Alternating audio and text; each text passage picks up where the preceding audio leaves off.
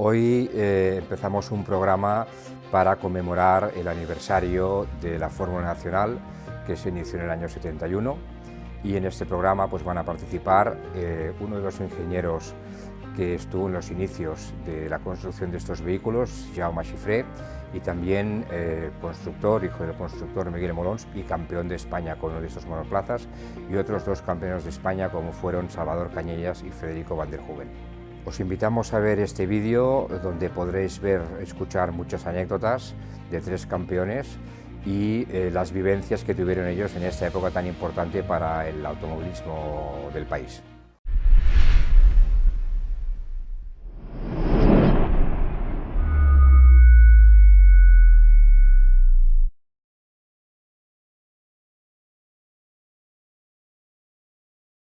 Buenos días, Jaime. Hoy estamos con Jaume Xifré, ingeniero de Selex.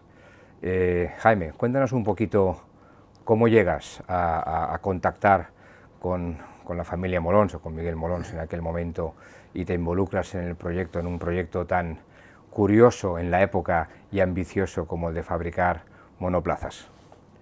Bueno, entonces yo estaba trabajando en una empresa que hacían estructuras metálicas de casas y naves industriales, y un buen día tuve la idea luminosa de ir a ver el Gran Premio de Mónaco, y justo al entrar en Mónaco, delante había un 1500 matrícula de Barcelona, y era el del señor Miquel Molons. Entonces, claro, un catalán allá pues claro, no era normal.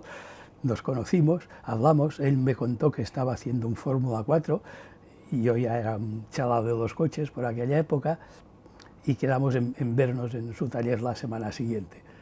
Y claro, fui al taller y dejé de trabajar en estructuras metálicas. Y empezaste ya directamente a trabajar en Selex. En Selex, sin saber muy bien qué queríamos hacer ni tal, ¿no? Acabamos aquel Fórmula 4 y entonces nos liamos con un Fórmula 3.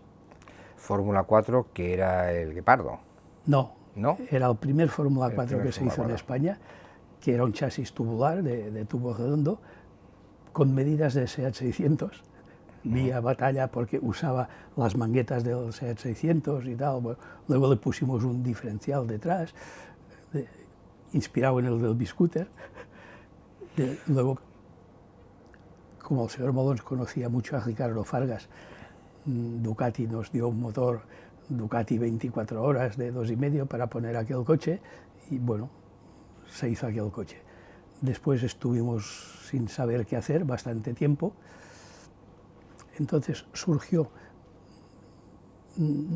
digamos que nos pusimos muy pesados en el rack para que nos compraran un motor de Fórmula 3, y entonces el presi, a Sebastián Salvado, nos compró un Nova Motor de 1000, que por cierto se pasó 6 meses en la aduana por problemas como lo habitual siempre, del momento.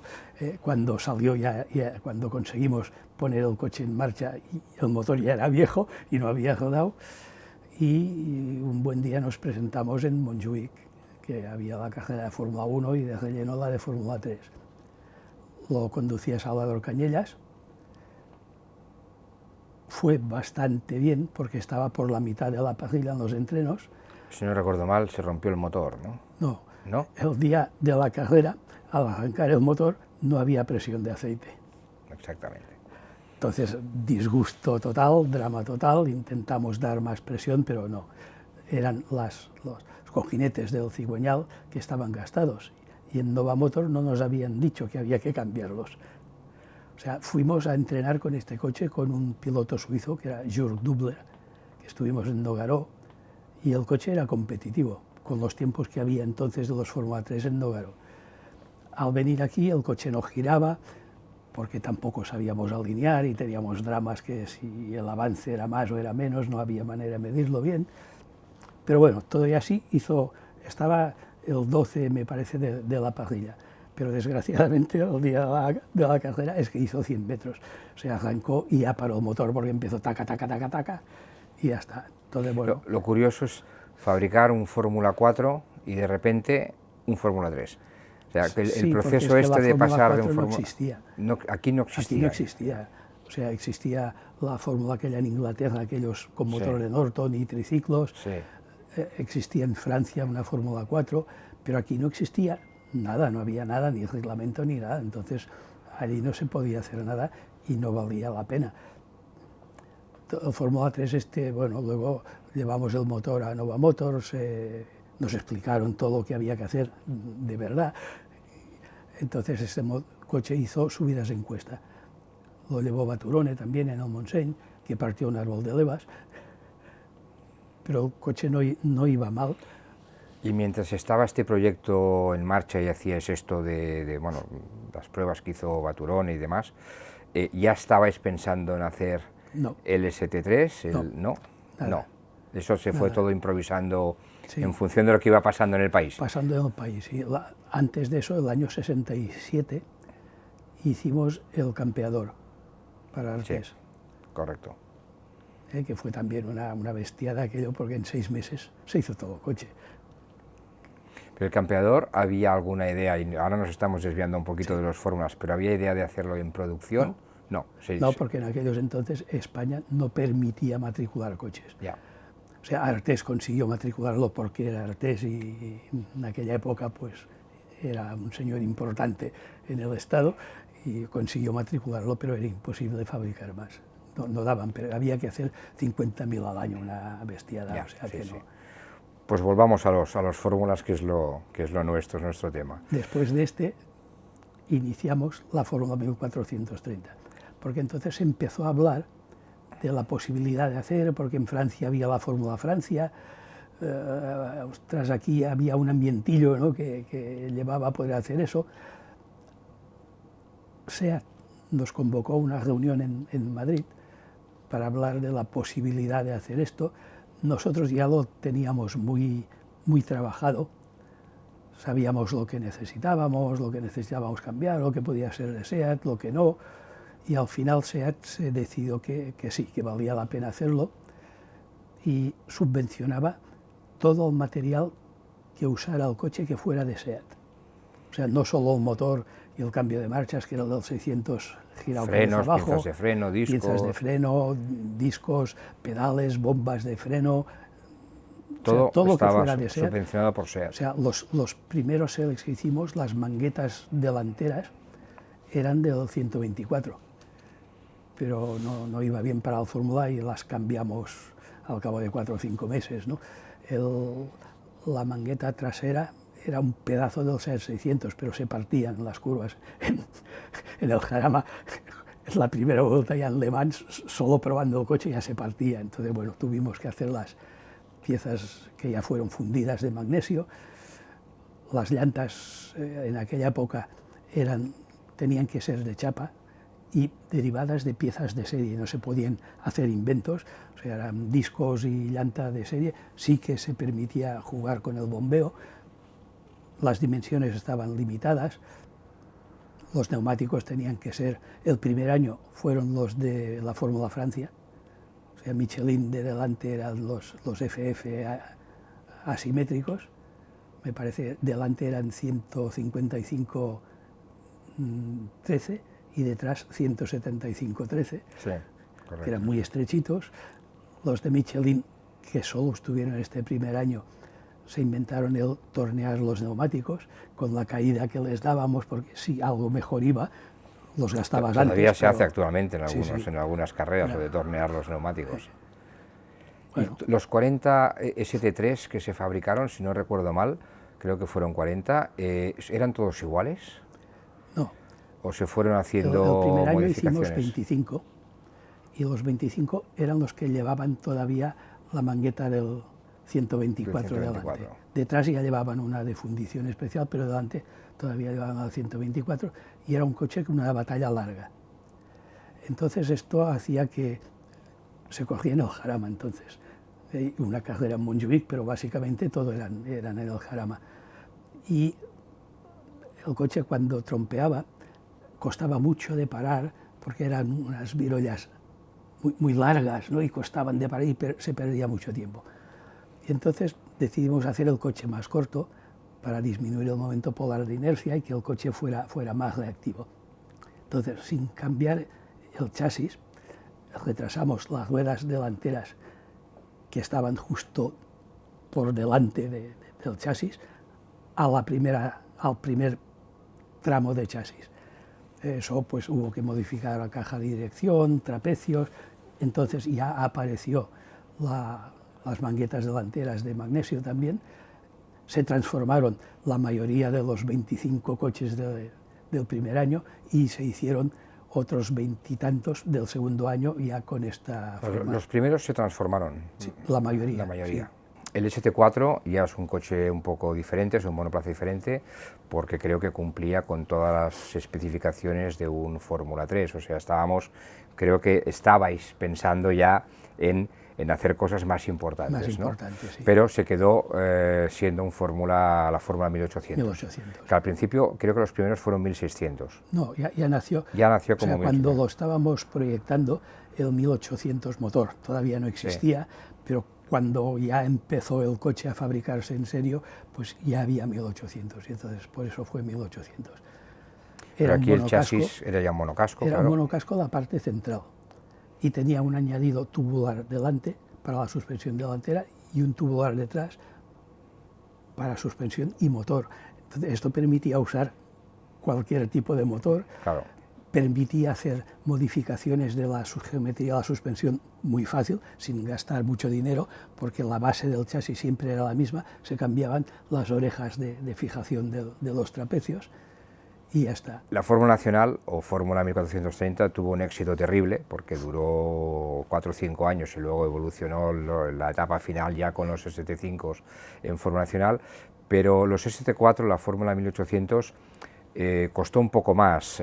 Supongo que había un problema de presupuesto, supongo que eran coches pues, más caros, pero fue para mí, que yo en aquella época pues, solo lo podía ver en la revista Fórmula y poco más, me pareció que duró poco, que fue muy corto, que era un programa muy bueno para poner a pilotos como pues Hansi Babler, que fueron a correr en el extranjero, la Fórmula Renault con un chasis de ST4, pero no duró mucho, se terminó y se volvió, digamos que, a mi entender, se dio un paso atrás con el ST5, que era un ST3 evolucionado, pero volvimos a la Fórmula 1430. ¿Qué pasó con el ST4? Pues el coche era más caro y el mantenimiento era muy caro, porque los neumáticos ya valían dinero.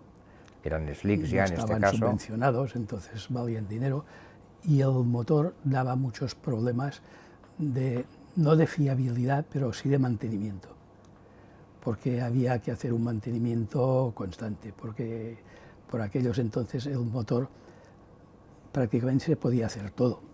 O sea, llegamos hasta poner cárter seco, que eso no dio problemas, pero lo que sí que daba problemas pues eran los cilindros y los pistones. O sea, los cilindros se ovalaban prácticamente cada carrera, entonces había que cambiar el bloque, o si no perdías mucha potencia, entonces eso era caro.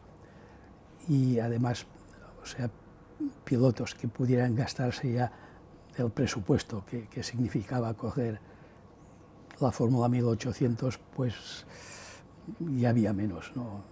Entonces, bueno, pues me parece que duró 3 años. Solo. 3 años, creo, sí. 3 años, pero el último ya fue con pocos coches sí. en pista. Sí. O sea, el segundo año nos apuntamos a la aventura de la Fórmula Super Renault, con el motor 1600 de Renault, cambio que lo daba gratis. El Renault daban motor y cambio y nada más, ¿no? El coche, como el chasis teníamos esa ventaja de poder cambiar delante y detrás el chasis tubular, pues lo cambiamos y lo adaptamos a las medidas y neumáticos de Fórmula Renault, y estuvimos haciendo todo el campeonato. Fue el 75. En el 75 ya fue el último año. Este año yo no estuve aquí en España, nos pasamos prácticamente todo el año fuera en Francia, dando vueltas con los Fórmula Super Renault, que lo llevaba el Fajaté y el Jean-Claude. Jean-Claude en Mónaco, y estaba lloviendo, iba el octavo y se hostió cuando faltaban 2 vueltas para finalizar, y bueno, pues hicimos entonces la Fórmula Super Renault, era telonero de de la Fórmula 1. De la Fórmula 1, sí. Entonces fue muy divertido, pero entonces me di cuenta que no llevaba a ningún sitio continuar con el tema ni con los fórmulas, porque España no da más de sí. Claro, entonces cuando se termina la etapa de los 1800, de los ST4, muchos de ellos se transforman, van a hacer montaña, sí, hacen otras cosas, pero todavía SEAT continúa un tiempo más. No. Y salen los ST5. No, sí, pero cuando SEAT dejó de fabricar el 600, dejó de patrocinar la fórmula. La fórmula, claro. Me parece que entregaba todavía motores, pero ya nada más, porque también en esa época pues hubo mucha gente que sacó muchos motores de SEAT, pero no para la fórmula, con el cuento de la fórmula, y SEAT pues llegó un momento que al dejar de fabricar el 600... Y en esta etapa, porque Selex como empresa todavía como empresa y con los monoplazas todavía continúa unos años más, pero en esta etapa tú ya dejas el tema de Selex y te dedicas como ingeniero a otras cosas, ¿no? Bueno, estuve en OSA en competición hasta que cerraron, y luego ya en SEAT Competición. SEAT Competición, sí. Para los rallies fue toda la época del Monte Carlo y del Campeonato de España de circuitos con Cañellas.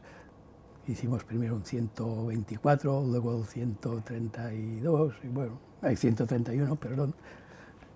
Podemos decir que, aparte de la primera etapa donde estás en las construcciones metálicas, toda tu vida ha estado vinculada profesionalmente a la competición. Sí. Sí. Hasta que te jubilas estás vinculado, trabajando en... Sí, en SEAT, cuando cerraron SEAT Competición, que fue el año diciembre del 79, se cerró SEAT Competición, entonces me trasladé al centro técnico y estaba en el centro técnico en chasis. Soy de los bichos raros de SEAT también, porque soy de los que he estado desde inicio hasta la jubilación en el mismo departamento, que eso no es normal en SEAT, y bueno, siempre he estado en chasis. Cuando renació SEAT Sport, entonces se llamaba SEAT Sport, pues estaba también en SEAT Sport, pero siempre jugando en el centro técnico en chasis, y en SEAT Sport haciendo también todos los inventos que hacíamos allí. Jaume, si te parece, hemos buscado en nuestro archivo y tenemos aquí algunos documentos, los comentamos brevemente entre los dos. Pues venga. Bueno, Jaume, aquí tenemos, a mí me gustaría comentar un poquito estos temas. Se han conservado milagrosamente los planos de los coches, y entonces estos son los planos del ST2, ¿no? del Fórmula 3, ¿no? Sí. Entonces, bueno, curiosamente, claro, los hiciste tú, todos estos planos. Sí. ¿Qué cantidad de planos puede llegar a tener? Porque aquí tenemos como 400 de ellos, pero no sabemos, nunca sabremos si están completos. No están completos, faltan, porque... Faltan. Como gracias a tu ayuda y a la de otros que también tienen planos, he conseguido recopilar todo. Casi todo, faltan bastante, básicamente conjuntos y planos de mecanizado, pero por coche había unos 500 planos. 500 planos por coche. Más o menos, así números. Claro, aquí podemos ver el detalle, pieza a pieza, el detalle, la descripción, las medidas, absolutamente todo, ¿no? Sí, realmente, un conjunto de montaje de una suspensión. Realmente, los que ya no hemos trabajado de esta manera, es increíble el trabajo que daba tener que hacer 500 planos para fabricar el chasis, porque claro, aquí no hay motores ni cambios, lógicamente, que ya venían montados, ¿no? El chasis de un coche significaba un trabajo, a mí me parece increíble, referenciar todas las piezas, todas las medidas, es fantástico, ¿no? Luego ya aquí, en esta carpeta, es lo mismo, pero debe ser una versión, no sé, mejorada, porque esto era un tema de recambios, ¿no? Esta libreta, que es una libreta original de Selex, era la libreta de recambios. Recambios del 1800. Exacto, recambios del 1800. Entonces aquí pues había la referencia, la pieza que era, incluso vemos el precio de venta. Eran pesetas, ¿eh? Eran pesetas, sí. Pues esta también es uno de los documentos que se ha conseguido salvar. Aquí vemos la parte central del cockpit, de la carrocería, muy bonita. El asiento, estaban todas las piezas, todo perfectamente dibujado. ¿Te acuerdas todavía de dibujar? Sí, todavía dibujo, sí. Todavía dibujas, sí. Luego aquí tenemos unos reglamentos que ya son de los últimos años. Reglamento técnico, sabemos que habían unos premios, que SEAT daba unos premios y que estaba todo muy regulado, las medidas de las ruedas, los neumáticos, estaba todo, o sea, eran unos campeonatos realmente bien organizados y bien hechos. Estaban bien montados. De ahí supongo el éxito que tuvieron, ¿no? Y que durante unos cuantos años pues fue una referencia. Siempre lástima que no se pudo continuar con todo este proyecto tan bonito. Aquí podemos ver ya para terminar esta parte pues unas cuantas fotografías de pilotos que, este es Javier Juncadella con el Selex ST3, este es un Martini. Villacieros, en este caso con un Martini, Guillermo Antoranz, tenemos aquí nuestro amigo Joan Alabart. Estos ya son de la última etapa, cuando los coches ya estaban bastante transformados. Aquí Artemi, que también fue con la Fórmula Renault, que también llegó a ir con la Fórmula Renault. Hay unas cuantas fotografías que hemos ido guardando de esta etapa. Hay alguna mezclada, que hay carreras de montaña, porque muchos de estos coches su destino final fueron las carreras de montaña. Y ahora a ver si poco a poco, ahora se están restaurando unos cuantos, a ver si poco a poco conseguimos que hayan los suficientes para poder volver a ponerlos, no solo a dar vueltas, sino a dar vueltas con una bandera de cuadros, que es lo que falta. Muy bien, Jaume, gracias por estas explicaciones tan interesantes sobre Selex y la Fórmula Nacional, y seguimos buscando cosas y guardando documentos. Perfecto. Estamos con Salvador Cañellas y un Selex ST3, concretamente el chasis número 11, y vamos a hablar un poco de su experiencia con estos coches, ya que Salvador fue campeón de España en el segundo año de la Fórmula Nacional con un vehículo exactamente igual que este. A lo mejor tú le encuentras alguna diferencia con el de la época, pero yo creo que eran exactamente iguales. Sí, el vehículo era igual, de otro color, pero era igual, exactamente igual, sí. ¿Cómo llegaste? Porque, si no recuerdo mal, de la otra entrevista que hicimos, tú corrías en moto al principio, hiciste muy buenos resultados en moto, pero llegó un momento que te diste cuenta que no podías ir mucho más allá en la circunstancia del momento, y además también te diste cuenta que lo de la moto era más peligroso que lo de los coches. Entonces decides dar el paso a las 4 ruedas, porque el primer paso a las 4 ruedas es con los monoplazas. No, con la Renault. La Renault, la Copa TS. Sí. Y luego, después de la Copa TS, ya viene el Fórmula. Bueno, después de la Copa TS, Selex me llamó para ir a probar el prototipo de la Fórmula. Esto era en el año 70. Y entonces, ellos hacían el coche, y para definir pues las suspensiones y todo, íbamos a probar el coche a Calafat, que era la única, y al Jarama. Y entonces me acuerdo que los domingos por la tarde salíamos de casa, o decir, si íbamos a Madrid, pues todo el viaje en coche y el remolque, y después el lunes por la mañana empezar a dar vueltas. Y damos 8 horas de circuito, seguramente la tanda duraba 3 días, y a mí me gusta conducir en circuito, pero te advierto que por la tarde ya miraba la hora a ver si ya estabas cansado. Si acabábamos, ¿no? Pero ¿Podemos decir que participaste del desarrollo, de la puesta a punto del vehículo desde esos inicios? Sí, en el año 70 yo fui el que llevaba el coche, y después con un crono, pues llevamos tomando tiempos. No había toma de datos como ahora de un sistema pues electrónico, ni dirigido, ni nada, sino las pruebas eran, recuerdo que llevábamos una cámara, íbamos filmando desde fuera, mirando las ruedas cómo se ponían, pues cambiando reglajes, convergencias, caídas, muelles. Me di cuenta en las pruebas estas de la importancia que es los muelles, el traslado de muelles, ir probando un 2% de muelle, ya se notaba, era otro coche, cambiaba el comportamiento muchísimo. Y tuve la ventaja de ir probando el coche durante todo el año. Después, en el año 71, fue la primera carrera oficial, Primer campeonato, sí. que era el campeonato. Yo tuve algunos problemas de coche, digamos, que una vez se me quedó el pedal enganchado, después se me rompió alguna cosa y al final hice tercero. También teníamos un problema de motor que no nos corría y bueno, yo me acuerdo que era entrenos debido a que había estado en el circuito, pues iba deprisa, más deprisa que la media, y pues hacía de los 3 primeros, entonces salíamos y por motor los de la tercera fila me pasaban, digamos, que decir que el coche nuestro no corría nada. A pesar de esto, máximo me parece que hice un tercero de clasificación. Alguna carrera no pude acabar y bueno, al final hice, me parece, un tercero o segundo, no me acuerdo muy bien.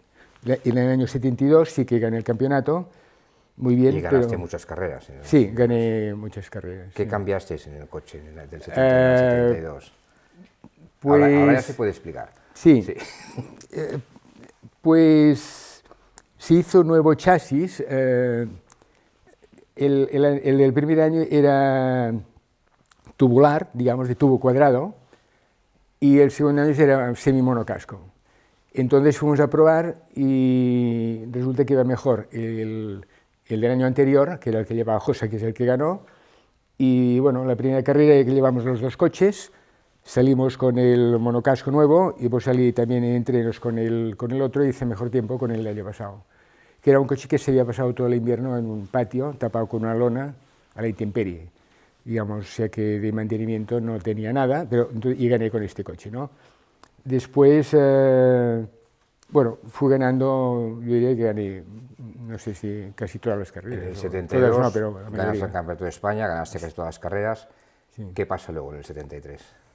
En el 73... ¿Dejas la Fórmula 1430? No, me parece que entonces hizo la 1800, ¿no? En el 73 ya.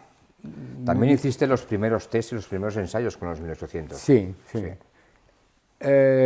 Bueno, entonces, en el segundo año, por reglamento, los 10 primeros ya no los dejaron correr en la 1430 y se hizo la 1800, que era ya un coche ya con el motor Seat Biarbol, con un coche más parecido a un Fórmula 3, con ruedas más anchas, con slicks, que era un coche de prestaciones ya a nivel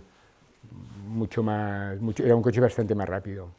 Y sobre todo por la potencia del coche. ¿Hiciste toda la temporada con el 1800? No, porque entonces combinaba los rallies con SEAT y la forma, entonces hubo algún rally, hay alguna carrera que coincidía con un rally y no pude participar. La prioridad era el campeonato de rallies con SEAT, ya que era el primer año, bueno, el segundo año que corría oficial con SEAT. ¿Qué recuerdo tienes de esa época o de esa temporada con él, de la temporada en la que ganas el campeonato? Hombre, yo tengo de un buenísimo recuerdo, quizá el mejor recuerdo, el hecho de poder llevar un Fórmula.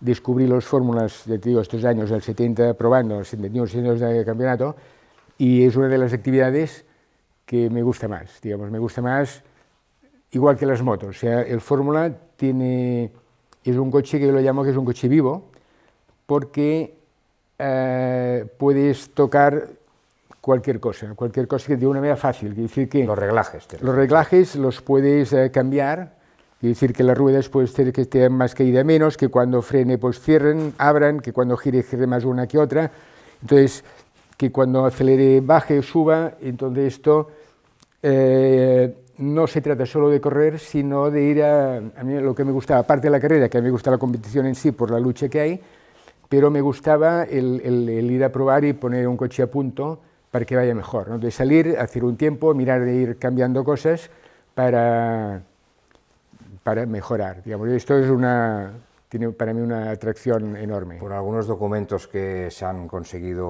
guardar, hemos visto que hacíais muchos test. Hay unas libretas con test, sí. Prácticamente todas las semanas ibais a Calafat o al Jarama a hacer test y test. Sí, bueno, teníamos la ventaja que como digamos el patrocinador principal era SEAT, pues SEAT pagaba la pista, que entonces era lo más caro.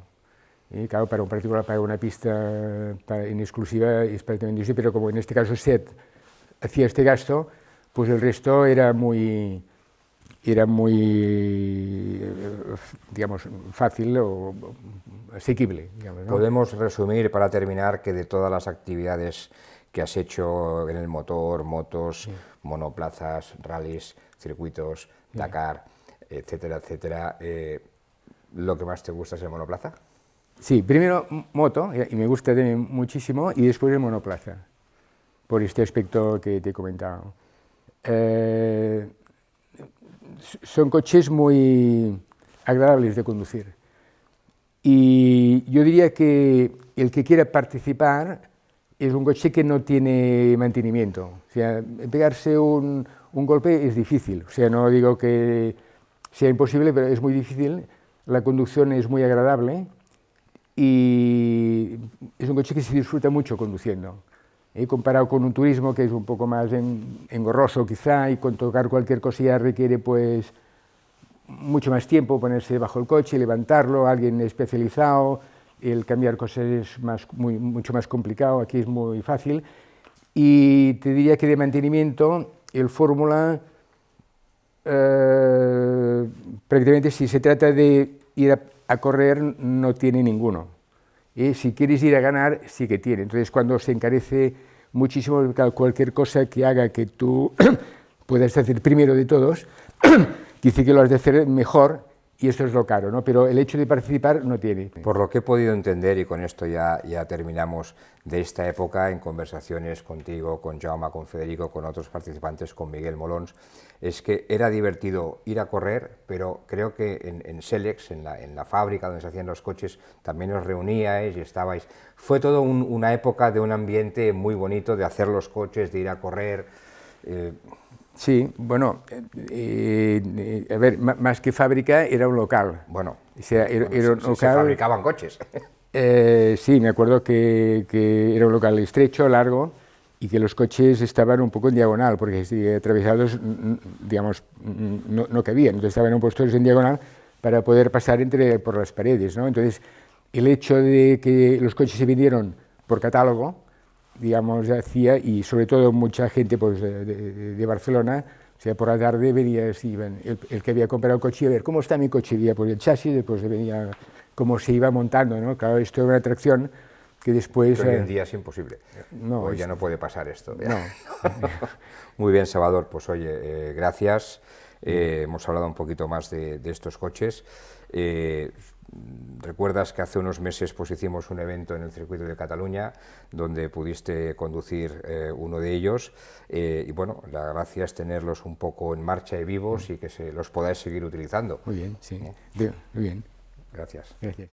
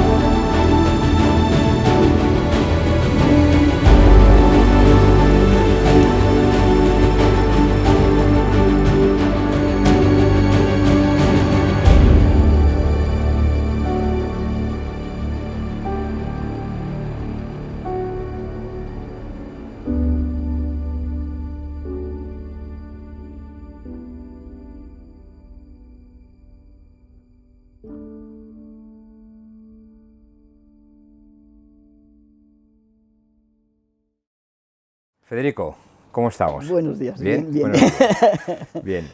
A ver, Federico, campeón de España de la Fórmula Nacional o campeón de la Fórmula 1430, uno de los 4 que conseguisteis ganar un campeonato. Pero antes de llegar a la Fórmula 1430 habías hecho ya muchas carreras. Si no recuerdo mal, corriste en moto, corriste incluso en el extranjero en moto, luego hiciste algo en rallies, hiciste de copiloto, si no recuerdo mal, un Costa Brava con José María Fernández en el Porsche. Sí. Y de repente, ¿qué pasa? ¿Cómo dices, bueno, pues voy a correr con un Fórmula, la Fórmula Nacional? Que viste que era una posibilidad de una promoción. Sí, bueno, o sea, yo me inicié en el tema de la competición del motor a través de las motos, ¿no? Sí. Y el pasar a la Fórmula fue consecuencia de que no encontré salida posterior en moto.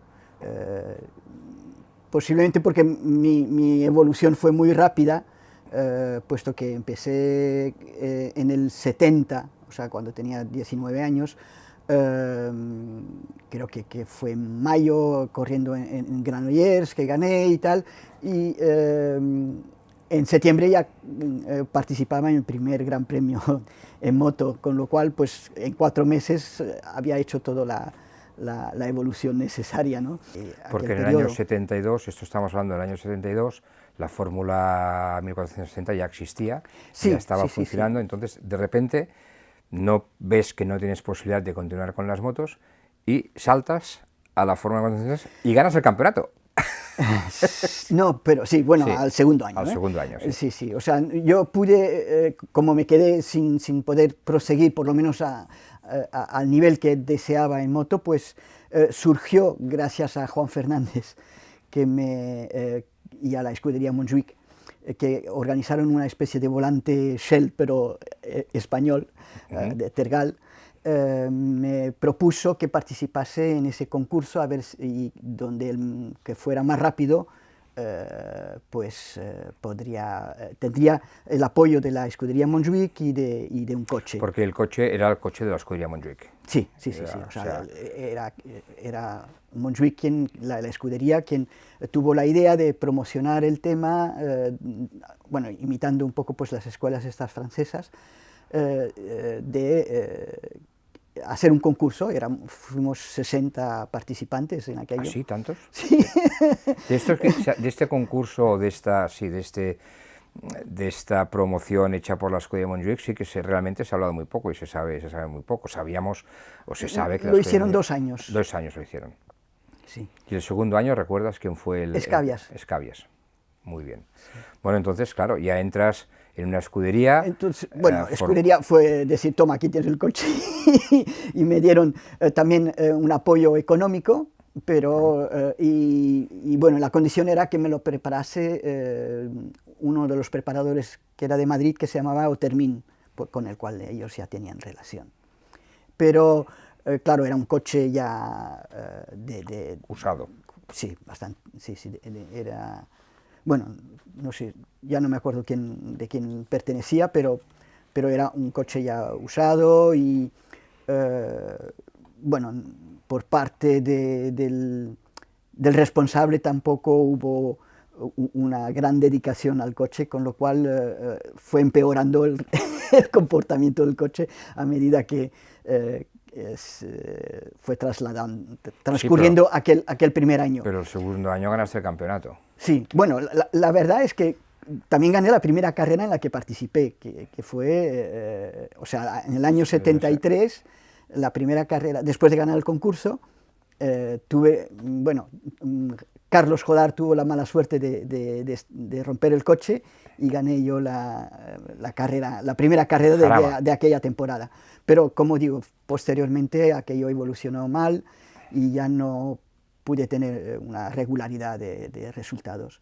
Y ya el año siguiente, pues adquirí, también con la ayuda económica de la escudería, un coche nuevo, y ya me pasé también a otro preparador, que era Flash Mollery, y de alguna forma pues ellos como éramos todos de Sant Cugat, pues había una tensión bueno, más... supongo que podías estar mucho más cerca de sí, lo que pasaba día a exacto, día con el coche, con el coche. Y con las mejoras. Y Pero aquello fue...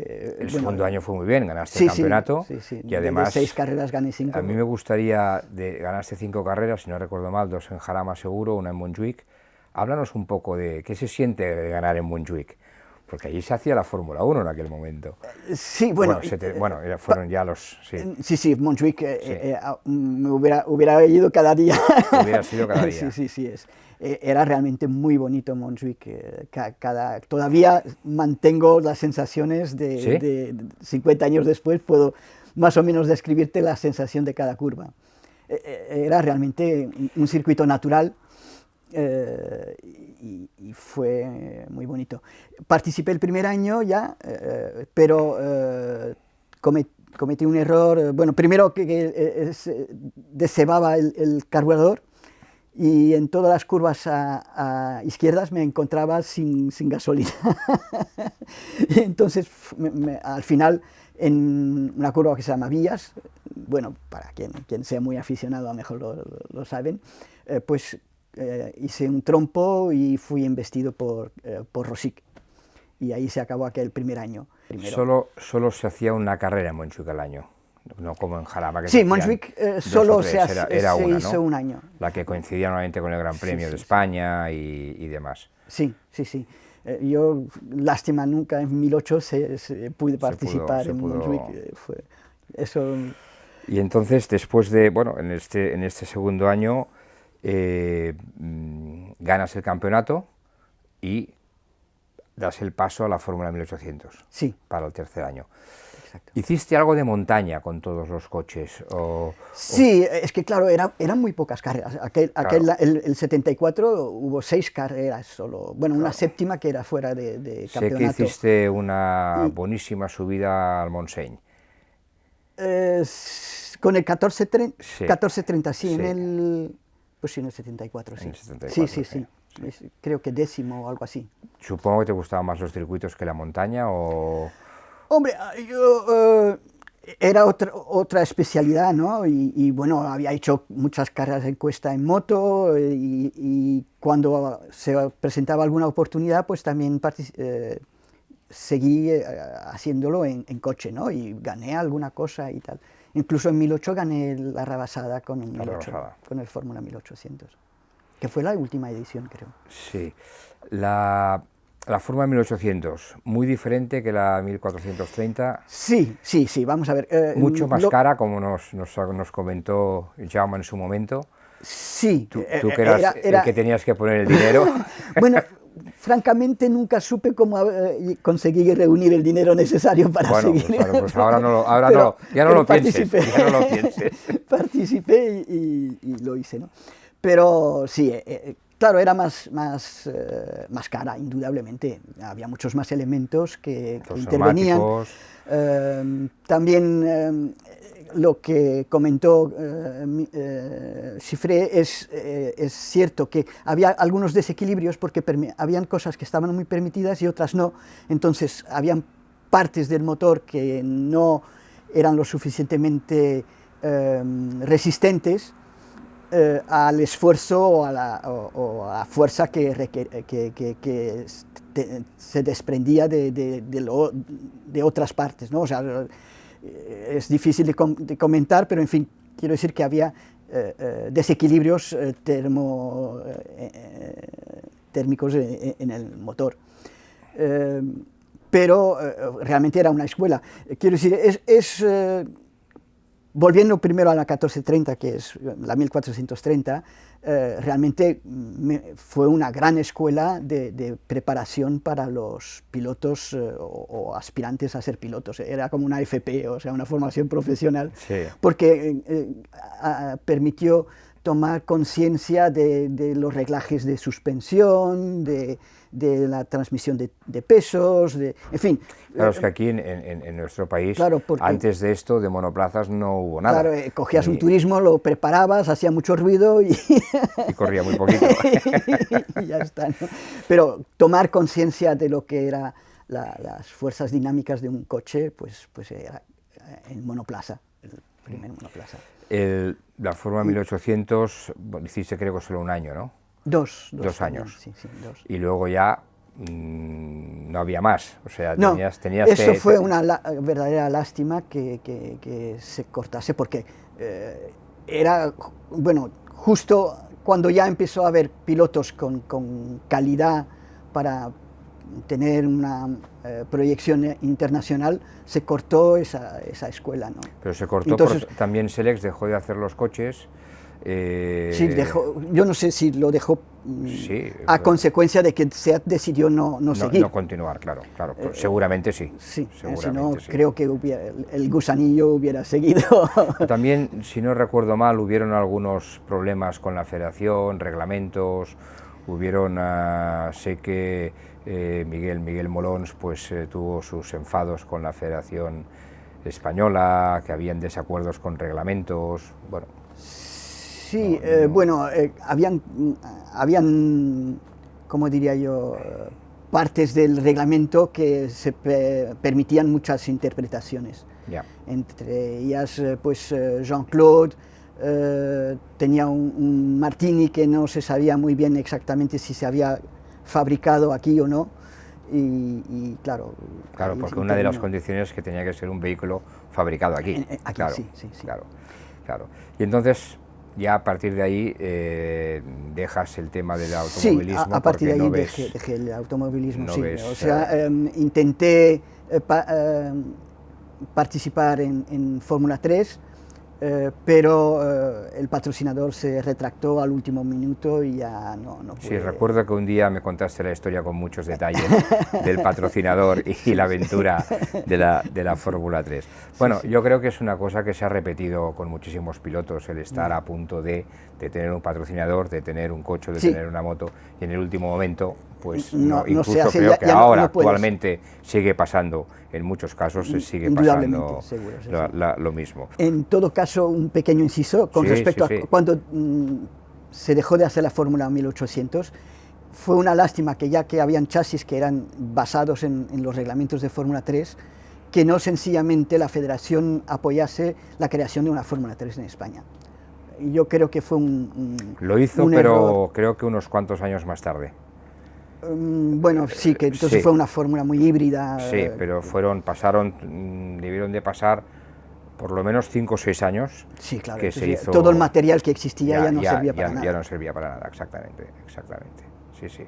Pues si te parece, repasamos un poco y sobre alguna fotografía me comentas alguna cosa. De acuerdo, Federico, nos has traído un álbum maravilloso, que tiene unos cuantos años, y a mí me gusta verlos cómo se conservan, y me gusta ver el trabajo que hacíais en la época, que supongo que además lo debías de aprovechar para intentar conseguir sponsors en el momento, ¿no?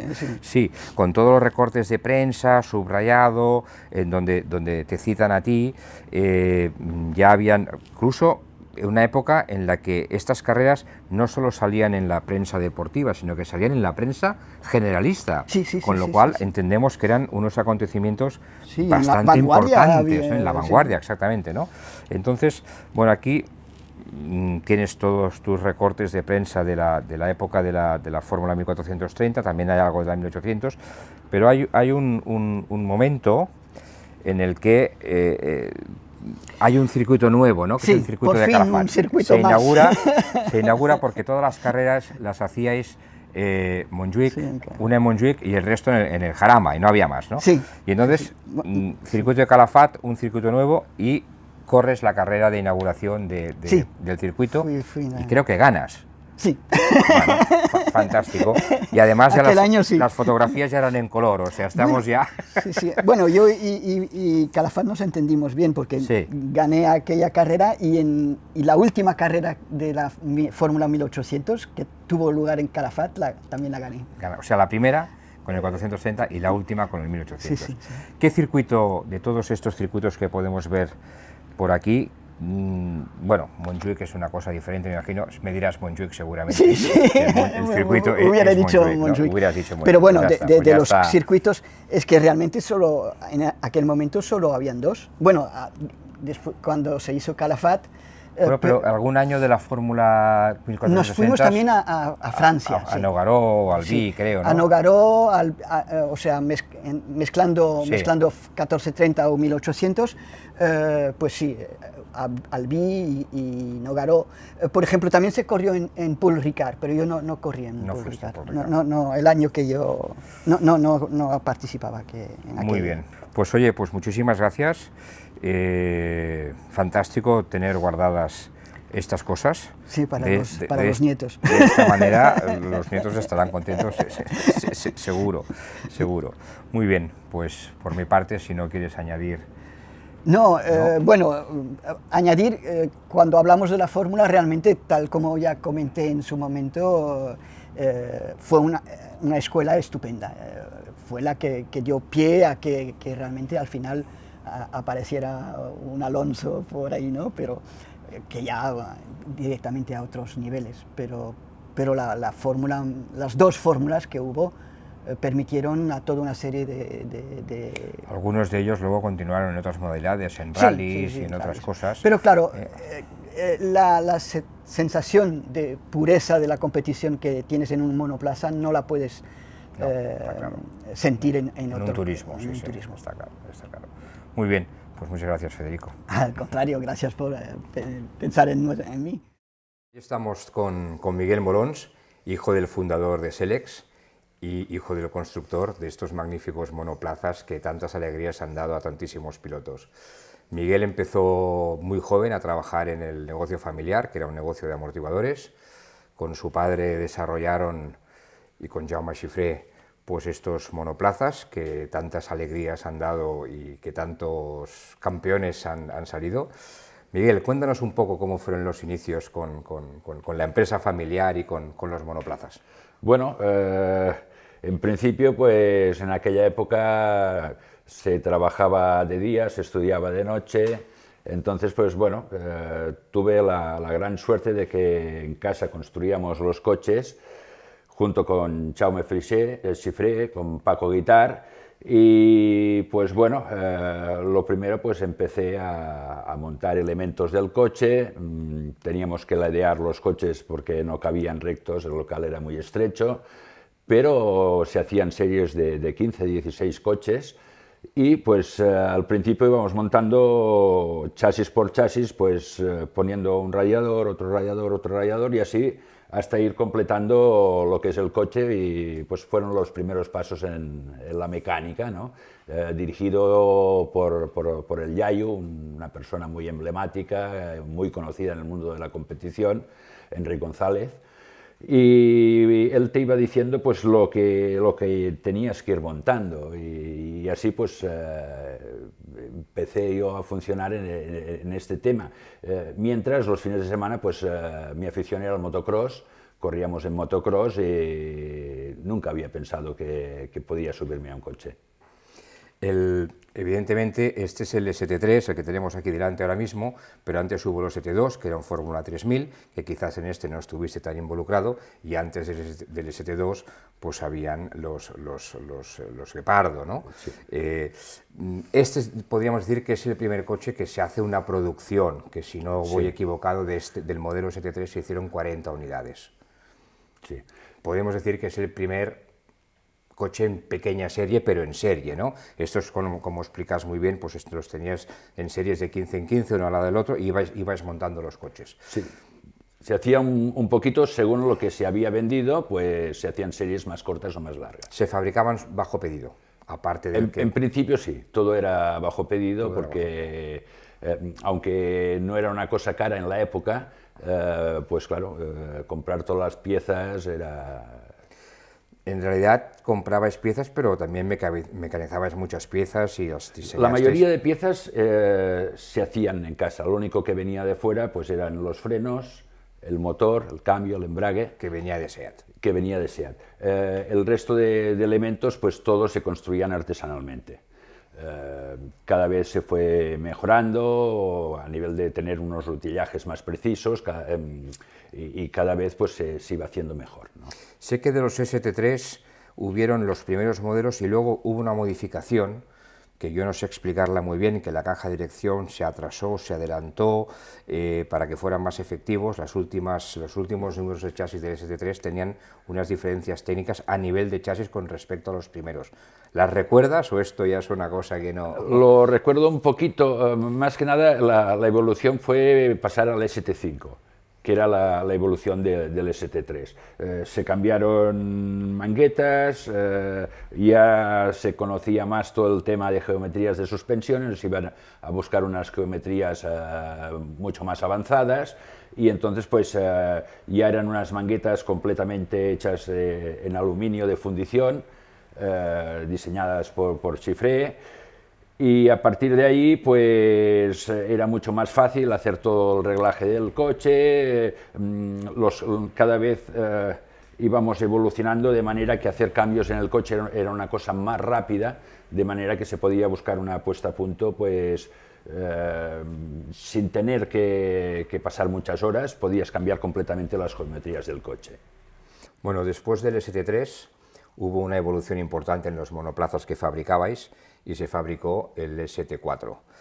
Principalmente, y me corriges si lo amplías por favor, era ya un chasis monocasco de otras dimensiones, con unas ruedas mucho más grandes que podía utilizar slicks, y sobre todo una de las grandes diferencias era un motor biálvero de 1800 SEAT con una caja de cambios inglesa Hewland de relación cerrada.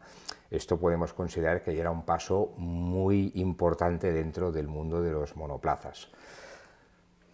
Sí, lógicamente se buscaba siempre una evolución, entonces los chasis de Fórmula 1 del momento pues ya eran todos monocasco, también habían empezado con chasis tubulares, pero se pasó al monocasco. Es muy sencillo, el chasis tubular se retuerce, entonces los reglajes que haces cuesta mucho más de afinar el coche, porque tú puedes hacer que las ruedas tengan una determinada fuerza, pero con la torsión del chasis este efecto se pierde, no se transmite a la parte de atrás.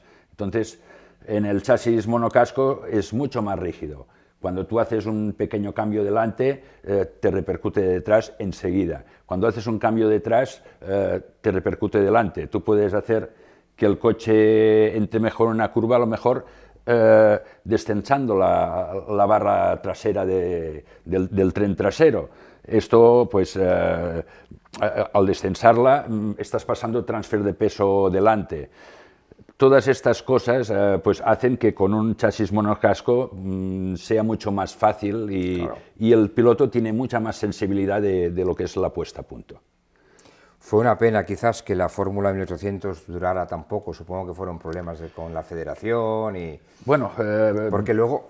supongo que principalmente fue SEAT que dejó de apoyar la Fórmula 1800. Yo en mi caso me vi muy perjudicado porque al quedar campeón de España de la 1430 no te dejaban repetir, no podías correr más campeonatos. Yo con 19 años me quedé que no había Fórmula 1800, era el primer año en el que no se hacía, y me dijeron que tenía que salir de España a correr la Fórmula 3. Un chico de 19 años sin posibilidades económicas, pues me quedé prácticamente tirado. Hasta ahora hemos hablado de Miguel Molons, hijo de constructor y trabajando con sus propias manos en los coches. Ahora vamos a hablar de Miguel Molons, piloto.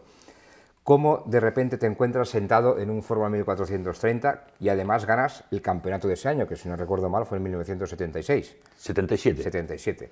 De repente, de pasar a estar trabajando en el negocio familiar, a construir los coches y demás, te sientas en un coche, que es un monocasco, y ganas el campeonato. Bueno, previamente, en el año 76, me dijeron de hacer el campeonato de España con un Fórmula. Así, pues, me sentaron en una silla y me dijeron, oye, ¿quieres correr con los coches? Digo, bueno, a ver, yo no sabía conducir, no tenía carnet de conducir, nunca había conducido un coche ni tan siquiera un car. Y yo lo único que hacía es correr motocross. Entonces, pues bueno... ¿Quién fue quien te lo dijo? ¿Fue tu padre? Sí, en Selex querían tener un piloto oficial que fuera un piloto de la casa de cara a formarlo en las puestas a punto y para evolucionar los coches, ¿no? Entonces, yo partía de cero. no sabía lo que era un coche.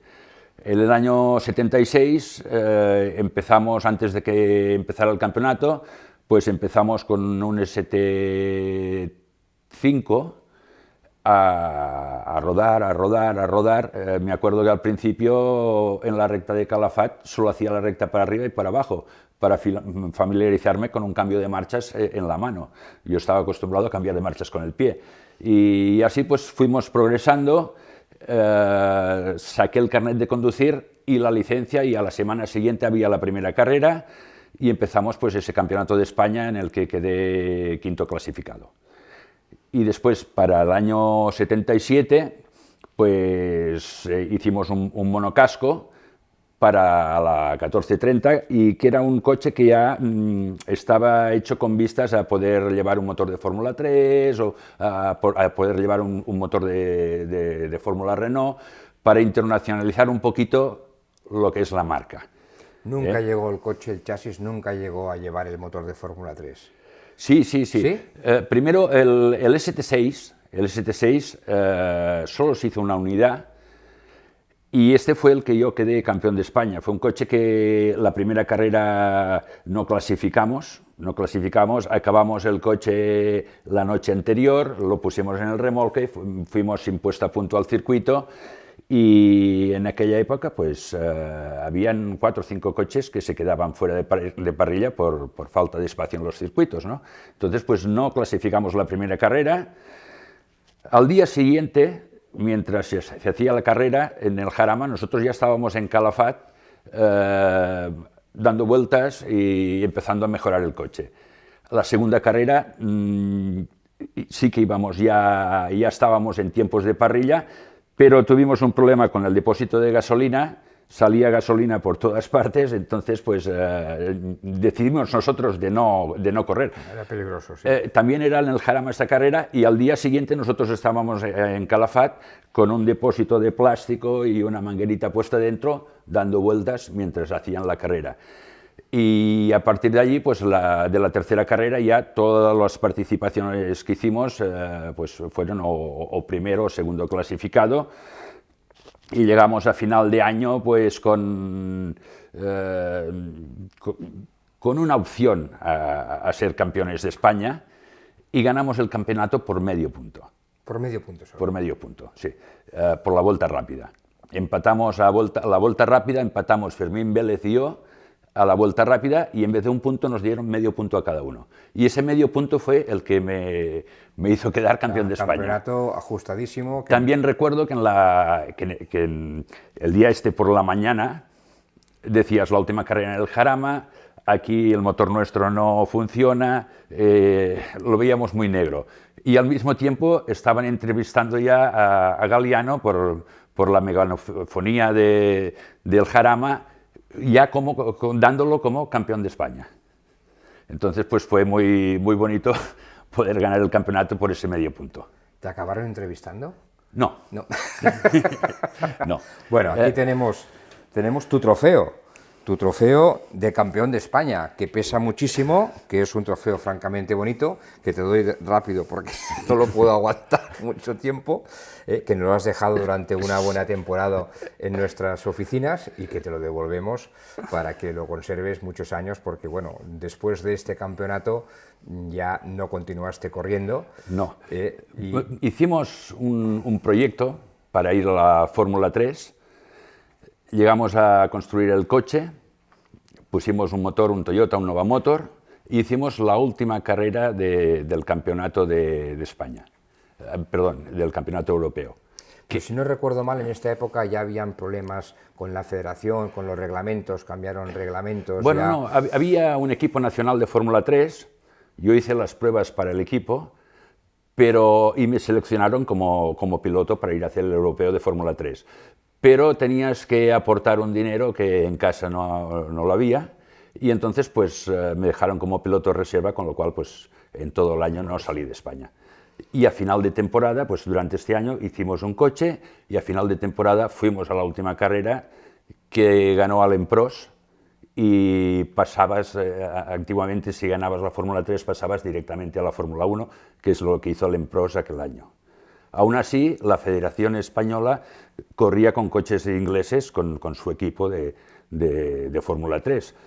Y con nuestro coche nos pagaron allí unas pruebas después de la carrera y llegamos a 2 centésimas del récord del circuito que había hecho Alain Prost el año anterior. De todas maneras, el equipo de Fórmula 3 español no cogió nuestros chasis y siguió con los chasis ingleses. O sea, que podemos decir que estuviste a las puertas de la Fórmula 1.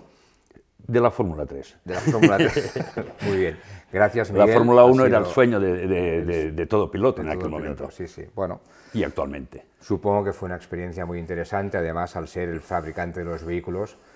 Yo no sé si debe haber algún antecedente más, pero fabricante, piloto y campeón de España. Pues con sí. Su propio coche, no hay muchos. No habrá muchos, ¿no? No habrá muchos. Tuve la suerte de poder disfrutar de esto. Muy bien, Miguel, pues muchas gracias.